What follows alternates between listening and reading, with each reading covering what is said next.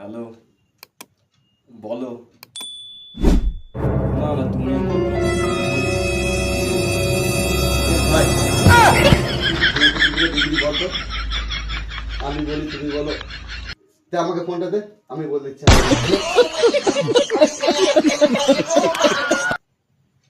তুমি বলো।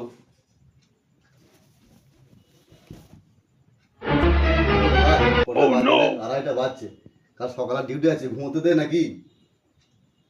হ্যাঁ মা,